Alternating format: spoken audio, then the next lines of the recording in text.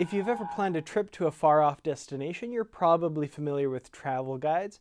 Frommer's, Hidden Planet, Fodor's, National Geographic, Rough Guides. There are tons to choose from. However, if your destination is a little more interstellar, you may want to check out a new series of guides from Insight Editions. Hidden Universe guides will bring you to the far reaches of the galaxy, whether it's Marvel's Cosmos, the verse from Firefly, the planet Vulcan, or the Klingon Empire, which is the subject of today's video review. What's fun about this guide is it is a real travel guide with all of the trappings that you'd expect from the format. The introduction is a treasure trove of fun information about Kronos, the homeworld of the Klingon Empire. This section is divided into the typical travel guide categories.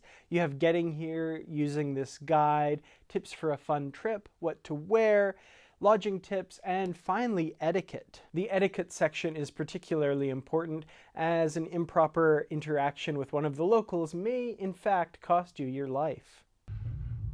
Perhaps it is better if I went... Are you questioning the validity of my plan? Very convincing, Captain. But was it your intention to challenge me to a battle to the death? No, not at all. The next time, do not strike me with the back of your hand. Use your fist. Also, while most travelers will make use of their universal translator to get around the language barrier, the inhabitants of Kronos do appreciate genuine attempts to communicate using the Klingon language. A human speaking Klingon is amusing to them. Might as well be a dog in water skis. The rest of the book is divided by region, and each region section features the categories getting around, sights and activities, shopping and entertainment, dining and nightlife, and lodging. In this part of the book, you'll make plans to visit areas of interest like the Caves of Nomat near the First City, check out the Batleth competitions in Ketha province, and top off the evening with copious amounts of blood wine at the Tipsy Targ. As far as accommodations go, you'll likely be sleeping on something you're unaccustomed to, whether that's a flat slab of stone, or if you're really lucky and find somewhere quite luxurious, a metal shelf. I need to make special mention of the artwork in this book. The publisher could very easily have gone with screen grabs or set photos to represent the various areas of the Klingon homeworld and the rest of the Klingon Empire.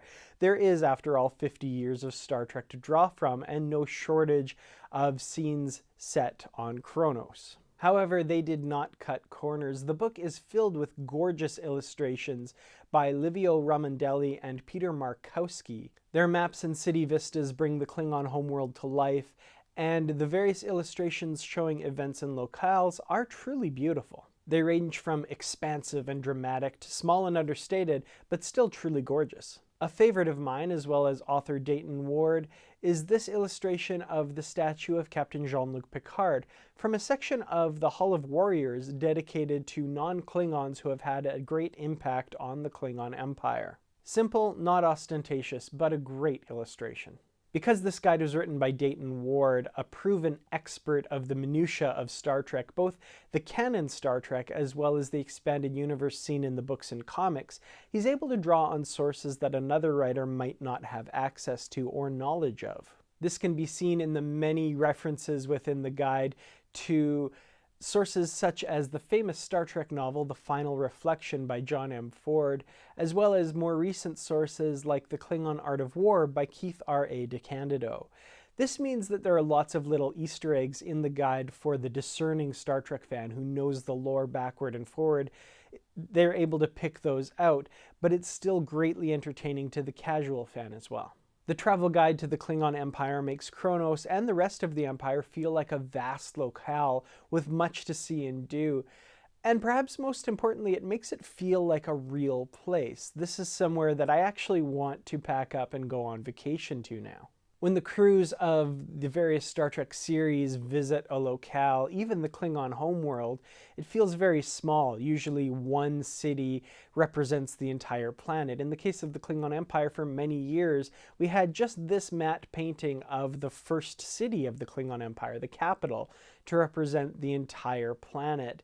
And this can make a place feel very small. I mean, it is a gorgeous matte painting, but at the same time, to represent the entirety of the Klingon homeworld doesn't really do it justice. And this guide, I think, makes up for that in huge ways. More than any other source in Star Trek, the Klingon Travel Guide has really made the Empire come alive for me. If I haven't completely sold you yet and you'd like to hear and read more about the Klingon Empire Travel Guide, there are a couple other resources I can point you towards.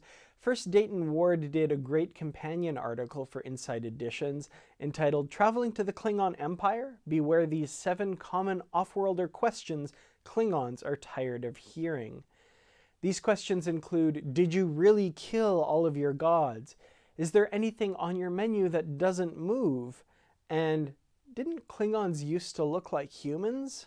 Pro tip, they really hate that question. I'll have a link to that article in the description below. Bruce Gibson and I also got the opportunity to interview Dayton Ward about the Klingon Travel Guide on the Literary Treks podcast last year. Here's a brief excerpt. Once you get past the places where the characters beam down for the adventure, that's pretty much it. Thankfully, Star Trek has a long history of ancillary materials that allow me to go in and start making notes and going, okay, this reference from the role-playing game, this reference from this novel, and begin to flesh out, an outline that we can put meat on. And then once I had an area defined, I'm like, okay, now what kind of stuff would you find in a place like this? The restaurants would be different than they would be in a capital city. The lodging arrangements would be much different or much more limited than they would be in a large city. So you can have some fun with that.